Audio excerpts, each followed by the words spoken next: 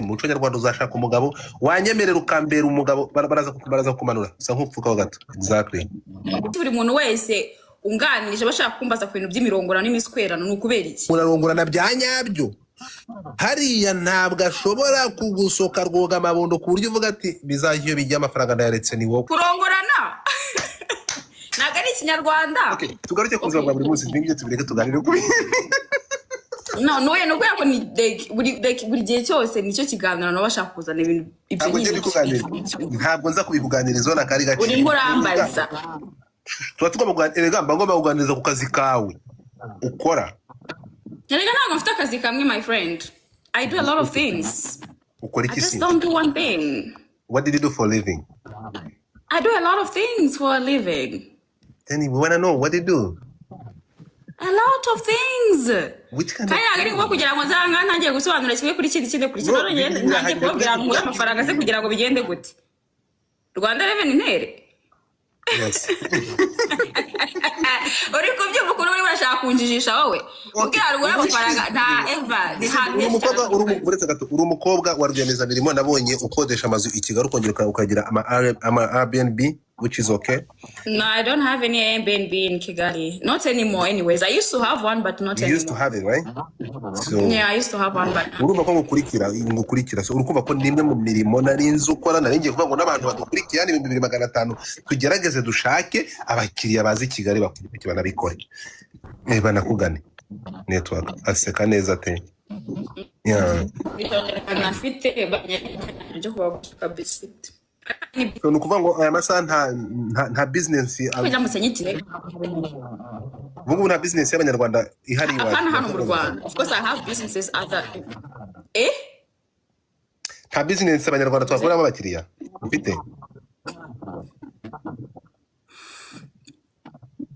kano kanya I don't think so.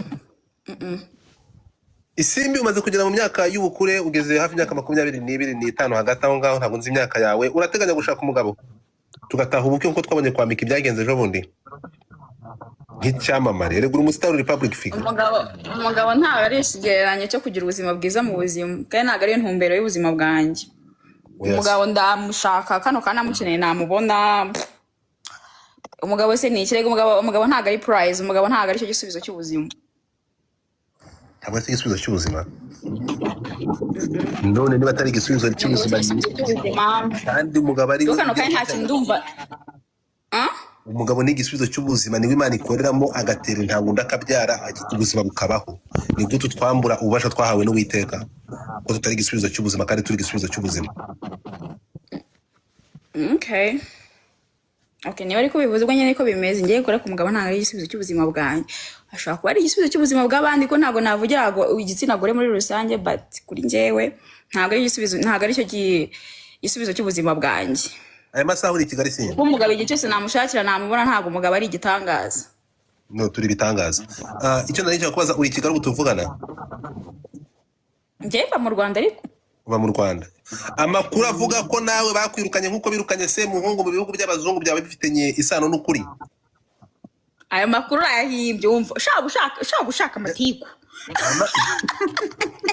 Rumukura isa himba amakuru baragirukana ye mbwira aho banyirukanye basi ngo mu gihugu wabagamo i Burayi ngo barakwirukanye ikihe gihugu nk'ibyo bakoze aho wabaga hehe igero ragiye hehe wabaga henyine wabaga mu kihe gihugu nyine nawe ufite amakuru se bivuge nyine wale tubere umuceri cyane bivuge byose kugira ngo ite nisobanura neza wowe kuko nimufite amakuru waratashye ntabwo uzasubira mu bihugu by'i Burayi cyangwa uzasubirayo ikibihe bihugu by'i Burayi banyirukanyemo kabya cyo wabagamo ikihe nyine ikwinikira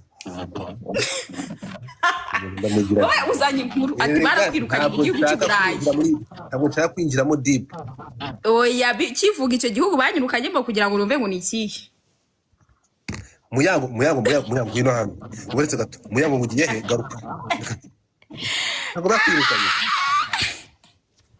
You guys are so funny. So mu Rwanda isi erega reka nkubwire ikintu kimwe nubwo abantu bakuganiriza gutya cyangwa ukabyumva uko wowe ushobora kumva ko maybe dufite amatsiko ariko wazanye intare mu mujyi ugomba kubyakira. Abantu baririmbye hip hop ba mbere mu Rwanda barabasekaga, ba Bruce Melody bakabaza ngo muceze zangahe batumva ko umuziki ushobora kwishyura. Turi kumwe? Ntabwo abantu bumva ko bagomba kureka, ntabwo bumva ko bagomba kuva muri minibisi, urumva, ngo bagomba gutega Uber cyangwa taxi voiture. Ibyo ni inzaduka watuzaniye, ngo wazanye intare mu mugiso. Rero niba mvuze ngo n'umuntu wese n'ugiye mu munyamakuru ya blogger ugiye kuganiriza kwaza kuri iki kintu, you have to understand, urimo kumva, uzaba muri legend muri iyi kariyere yawe. Turi kumwe? Tugiye kubara ngiye ntabwo ntanduka mfite mindset, ntabwo umutwange wagutse kuko ndi wawuvuze ariko uragutsemo gato. Kuko by the way nanjye ubundi niba hari ukuntu kuko nta kuntu wazanshakira akazi. Ngomba kuba nyine hari hasi wihagazeho neza se na kwa prayinga ntibakoresha ibindi sinaza na putu y'inyamirambo. Ntabwo aricyo ikibazo ni size. Okay, mbwira inches zingahe?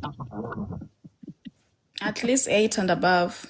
8 and above. Okay, so hari kumara umwanya muri biramataringa?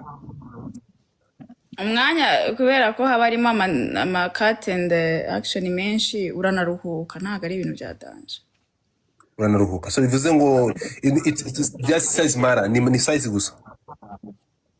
Size matters, also performance matters. Nyine performance wise, nyine acting not acting nkukuntu nyine wajya muri film ukactinga ukajya muri role ukayumva neza. Hari ngo mu Rwanda baremera gutanga license ku buryo mu Rwanda twabihakorera. Mu Rwanda teme wapi igihugu cyonyine wenda nzi kibisiporta ni South Africa, muri Africa. Ariko bizaza kubera ko ni honestly speaking ni industry mu mafaranga nkukuntu wenda wavuga Hollywood or the movie or music industry cyangwa se food. Ndagweza nk'urugero rworoshye, urabona ko mu buzima kuntu ikiremwa muntu cyaremwe n'Imana dukeneye ibintu bibiri mu buzima kugira ngo tu surviving muri iyi si. Dukeneye kurya no kubonana nyine n'imibonano. Kubera ko imibonano niko abantu ba procreating, niko abantu bororoka, kandi nanone biranagira ni ibintu nyine bikeneye mu buzima bwa muntu kuko ni ibintu byahozeho guhera ikiremwa muntu cyaza kuri iyi si.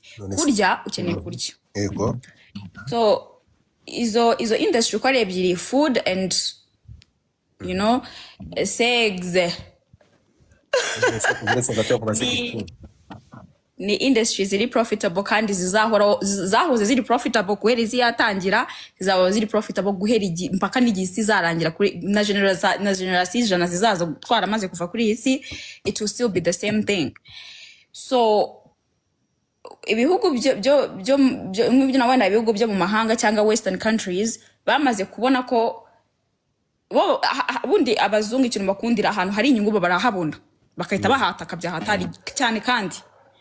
So ikintu bo bakora gusa nuku gutaxinga, ariko nanone in return for taxes bagomba you have to receive protection nk'ukuntu n'undi muntu wese ya receiving a protection mu gihe yishyura taxes. Urumva nta kana kanya wenda umuntu yamuhotera ngo ngiye kumurega kuri polisi wenda ni nka Belgium, ndi nka Brussels ngo ntibanyumve ngo kubera ko ndi muri industry kandi nishyira imisoro. Is not going to happen. Nk'ukuntu wenda umuntu waba wenda ufite akabari yahohoterwa kubera ko yishyura imisoro kandi ari muri iri part of entertainment, nkajya n'ajya kurega ngo ntibamwumve ngo afite akabari. It doesn't work like that. Yeah, let's go back on your work. Kano kazi kanye musaba license, mufite license. Yeah, no, yeah, you do. You actually do register. Registeringa. Ushaka registeringa like a personal earnings or personal income. Cyangwa se ushaka no registeringa nka company. Bitewe n'uburyo nyine wakira amafaranga n'uburyo uyabona mu buryo butandukanye. Kuko amafaranga muri industry ntabwo ari mu buryo bumwe gusa uyabona, mushaka kubona mu buryo bwinshi butandukanye. It's not just one way of making money. So uraregisteringa business nyine ahantu kubyumva byemewe, ukaregisteringa uko nyine waninga niko bagutaxinga. If you earn more, you get tax more. Isi nk'ubu bigenze gute by mistake ugatwara inda kagutera inda? Ibyo ngibyo ntabwo ako sibyo mistake ni ibiki. No, it can happen. wowe uragenda ujya ku kazi ukajya gukora ukavuga ngo we are going to make a mistake at work. Yeah, abantu bakora What kind of mistake mistake you make? It's possible. Bijya bibaho njya mbyumva. Nta muntu ndagana yambwira ngo byamubayeho. Ariko ikiza cyo muri biriya bihugu nyine nkubwira byateye imbere kandi abantu bapanutse mu mitwe yabo. Igihe bibaye inda y'icyumweru itumenya ko yifite bayikuramo niko kunywa amazi bikarangira. Muri okay umbabarire muri video zawe nabonye urukumva bakurangirizamo none ndabaza yigo nge ndavugiza amazina yabyo ko okay umuntu uri anga hano amasaha yagiye umuntu ufite umwana namwigize hirya uwo bibangamiye agende atumukike mumvire kuri pano if you cannot tolerate turimo kuganira ibintu biba mu buzima busanzwe mu bintu niboneye n'amaso yanjye ariko nanjye batanga gifting I'm not going to talk I also need to receive gifts guys mumuhereza ama gifts I'm not going to talk ufite ukuri bakugiftinge kabisa guys we need down if you guys are not going to gift me I am not going to talk kuko uri kugira ngo ndikure interview man uri kunyinterviewinga for free batagiye kuguda bear gift me